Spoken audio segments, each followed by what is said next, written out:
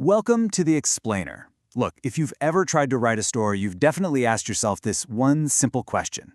But what's wild is that for one writer, this question wasn't just a thought, it became a 4-year obsession. And honestly, the answer they found might just change how you write forever.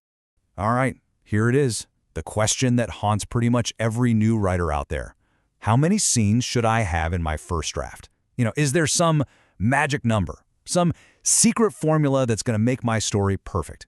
We've all been there. So, for this one writer, this wasn't just some passing thought. No, it was a full-on 4-year quest. And the way they went about finding the answer, well, let's just say it was pretty extreme. Okay, so check this out. Between 2007 and 2010, they didn't just sit around thinking about it.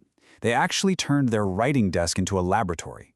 We're talking five full screenplays, and each one was a different experiment, all designed to finally crack this one code. Yeah, so they were getting frustrated with all the usual advice, So they landed on this truly radical idea. And believe me, it sounds like an absolutely insane amount of work. They decided to write a first draft with, wait for it, 240 scenes. Yeah, you heard that right, 240. It's wild, I know, but here's the kicker. The logic behind this madness actually kind of made sense at the time. So here's the thinking, right? A finished movie usually has about 120 scenes, give or take. But what about all the stuff that happens between those scenes? The travel, the thinking, the consequences. The theory was, for every single scene you see on screen, there's got to be another connecting scene that gets us from A to B. So you write both.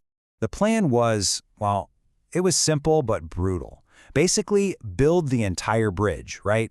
Every single plank, every nut and bolt. Then, once the whole thing is standing, you go back and you systematically remove all the scaffolding, those 120 connecting scenes, to reveal the real story underneath. And they did this painstaking process for 5 different scripts. Wow.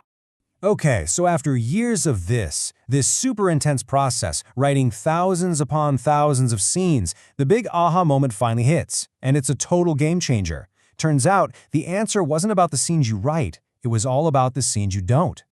By that 5th screenplay, it finally clicked.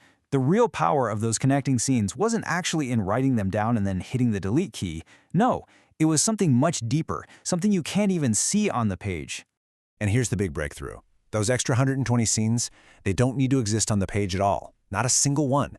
They just need to exist crystal clear right here in the writer's head. You have to know the whole journey, every step, even if the audience never sees it. This image just captures it perfectly, doesn't it? A story isn't just a collection of scenes, these clapperboards. It's about the invisible thread of logic, of cause and effect, of emotion that the writer weaves between them. The audience never sees the thread itself, but man, do they feel its pull. So this massive breakthrough led to a brand new principle for storytelling, a name for that invisible force that holds a great story together. They called it the elasticity of scenes. So what is scene elasticity? Think of it like this.